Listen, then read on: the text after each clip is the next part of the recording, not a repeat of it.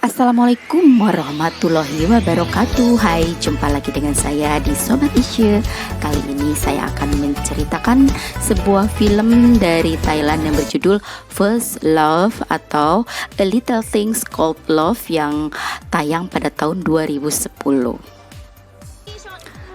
Menceritakan tentang seorang siswi SMP berkulit hitam, berwajah pas-pasan, hidup lagi bernama Nam. Dia menyukai siswa SMA yang tampan di sekolah bernama Shan. Di awal film diperlihatkan seorang siswi bernama Nam yang sedang memperhatikan siswa yang sedang naik motor bernama Shan. Ternyata Nam tidak sendiri. Dia ditemani oleh sahabat-sahabatnya yang bernama Chir, Gi, dan Nim. Nam ini suka membantu ibunya di penginapan khusus turis yang sedang berkunjung ke Thailand. Dia memiliki adik perempuan dan suka bertengkar dengannya. Ayah mereka tidak ada di Thailand. Dia bekerja di Amerika sebagai koki.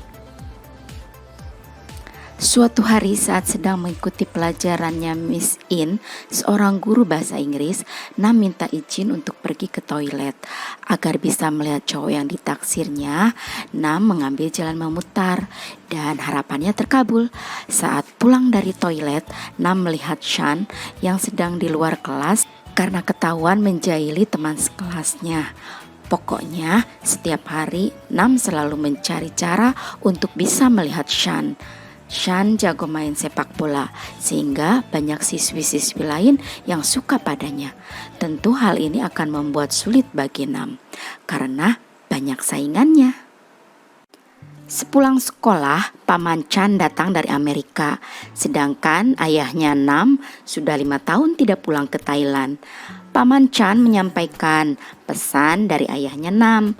Pesannya adalah apabila ada salah satu anaknya yang mendapat ranking pertama di kelas, maka ayahnya akan memberikan tiket ke Amerika untuk berjumpa dengannya.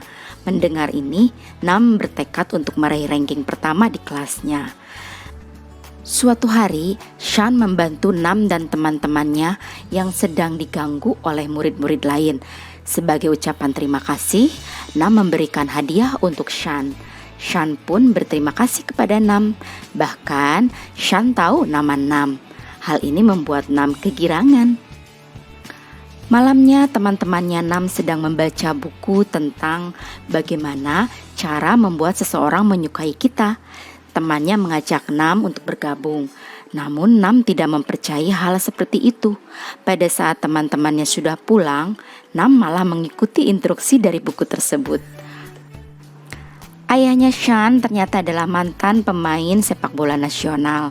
Namun saat sedang bertanding di pertandingan final, ayahnya Shan tidak dapat memasukkan bola pada saat penalti. Ayahnya menjadi bahan ejekan. Hal ini diketahui oleh Shan sehingga dia tidak pernah mau ikut bergabung dalam grup sepak bola manapun walaupun mempunyai skill yang bagus. Saat istirahat siang, Nam kembali membahas tentang buku semalam dengan teman-temannya. Teman-temannya Nam membantu dia untuk mendapatkan Shan mengikuti metode dari buku tersebut. Tetapi rencana mereka selalu gagal, apalagi ada siswi lain yang menyukai Shan. Dia adalah Fayi. Kemudian mereka menggunakan cara dengan pura-pura menghilangkan kunci motornya Nam dengan maksud agar bisa diantar oleh Shan. Namun usaha mereka tetap gagal karena Fayi yang berpura-pura terkilir kakinya, akhirnya dialah yang diantar oleh Shan. Beberapa bulan kemudian mereka sudah menjadi siswi kelas 2 SMP. Nam dikunjungi oleh teman-temannya. Mereka membahas cara agar Nam bisa terlihat lebih cantik. Terlihat mereka membersihkan kulit tangan Nam dengan sedikit memaksa gitu, menyakitkan. Kemudian mereka memotong rambutnya Nam. Terakhir mereka melulur seluruh tubuhnya Nam. Karena tahun ajaran baru saja dimulai, maka ekskul yang ada di sekolah sedang merekrut anggotanya untuk bisa bergabung dengan ekskul mereka. Ekskul drama dari pimpinannya Ibu In, peminatnya sedikit. Namun ekskul tari pimpinan Ibu On banyak sekali peminatnya. Nam dan kawan-kawan dan teman-temannya pun sedang antri untuk ikut ekskul tari. Ekskul tari ini banyak diminati oleh siswi-siswi yang cantik, tidak seperti Nam dan kawan-kawannya. Tiba-tiba Shan datang sambil membawa kamera ke tengah-tengah antrian ekskul tari. Nam sangat senang melihatnya. Begitupun Fayi. Fayi menawarkan diri untuk jadi modelnya Shan. Nam tidak menyanyiakan dong kesempatan tersebut. Dia pun ikut masuk ke dalam frame.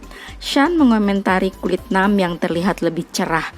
Tak lama setelah Shan pergi, terjadi keributan antara Fayi dan teman-temannya Nam. Hal ini membuat Ibu On marah. Dia tidak mau ada pembuat onar menjadi anggota ekskulnya. Namun Fayi dan gengnya masih diperbolehkan untuk bergabung. Ketika Nam dan kawan-kawan sedang berada di kantin, mereka didatangi oleh Ibu In dan mengajak mereka untuk ikut dalam ekskulnya. Pada saat pemilihan pemeran untuk drama Putri Salju dan Tujuh Kurcaci, Nam terpilih menjadi pemeran Putri Salju. Keesokan harinya, Bu In meminta Pin, salah satu siswi cantik di ekskul nari, untuk merias teman-temannya di ekskul drama, dimulai dengan Nam. Hasilnya luar biasa. Nam benar-benar berubah menjadi siswi yang cantik. Acara pentas semua ekskul pun dimulai. Ekskul nari penontonnya banyak, namun tidak demikian halnya dengan ekskul drama. Penonton sangat sedikit. Nam sedih karena Shan tidak ada di antara para penonton. Walaupun demikian, Ibu In tetap memberikan apresiasi kepada anak-anak didiknya. Dia mengajak makan malam semua anggota ekskul drama. Ada kejadian di mana apel yang digunakan saat pertunjukan telah digigit oleh seseorang. Di bawahnya ada secari kertas isinya, "Untuk Putri Salju, aku sudah mencicipinya untukmu. Ini tidak diracun." Nam pun menduga bahwa surat itu adalah surat dari Shan. Tetapi menurut teman-temannya Nam, sepertinya itu adalah perbuatan salah satu teman drama mereka yang aneh. Di rumah, Nam masih saja kesal karena Shan tidak menonton pertunjukannya. Keesokan harinya, Shan kedatangan murid baru bernama Top. Ternyata Top adalah sahabatnya Shan saat masih kecil. Top yang pada dasarnya memang ganteng sudah mendapat perhatian dari para siswi-siswi di sekolah mereka. Nam yang sudah berubah menjadi cantik pun mendapat perhatian dari siswa-siswa di sekolah. Apalagi Bu In menayangkan drama sebelumnya ke saluran TV yang ada di kantin. Top pun tertarik dengan pemeran Putri Salju yang tak lain adalah Nam. Tak terasa kini Nam dan kawan-kawan sudah kelas 3 SMP lagi. Top dan Shan sedang bermain bola. Lalu Top meminta Shan untuk melakukan tendangan penalti. Namun Shan masih trauma untuk melakukannya. Kemudian mereka didatangi siswi yang mengajak Top untuk berfoto. Karena rebutan keduanya ingin dekat dengan Top, mereka pun bertengkar. Kemudian berkelahi. Murid lain malah memperparah keributan itu. Ternyata kedua siswi tersebut adalah pemimpin drum band alias mayoret. Mereka cedera, padahal sebentar lagi akan diadakan festival olahraga. Tak sengaja Bu In melihat Nam yang mahir melemparkan raket badminton. Kemudian dia meminta Nam untuk menjadi pemimpin drum band yang baru. Bu In sendiri yang melatih Nam bermain tongkat. Namun Nam tidak pernah berhasil. Sampai-sampai dia mengeluh mengapa harus dia. Teman-temannya Nam terus menyemangati sehingga Nam pun kembali berlatih dengan sungguh-sungguh. Ada adegan lucu saat Nam melemparkan tongkat dan hampir mencelakai Bu In dan kepala sekolah. Kepala sekolah pun melarang Nam menggunakan tongkat, sehingga Nam hanya bisa berlatih dengan menggunakan sapu. Tak terasa Nam berlatih sampai malam hari. Di lapangan sepak bola, Shan akhirnya berhasil melakukan tendangan penalti. Semua senang. Nam Yang menyaksikan ikut senang, begitupun ayahnya Shan. Nam menjadi termotivasi akan keberhasilan Shan. Dia pun terus berlatih untuk menjadi mayoret sampai dia berhasil melakukan aksi melempar dan memutar tongkat.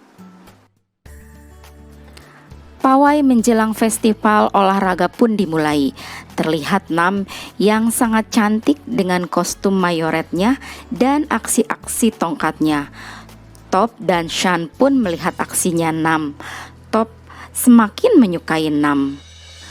Valentine Day tiba. Sekarang Nam benar-benar sudah berubah.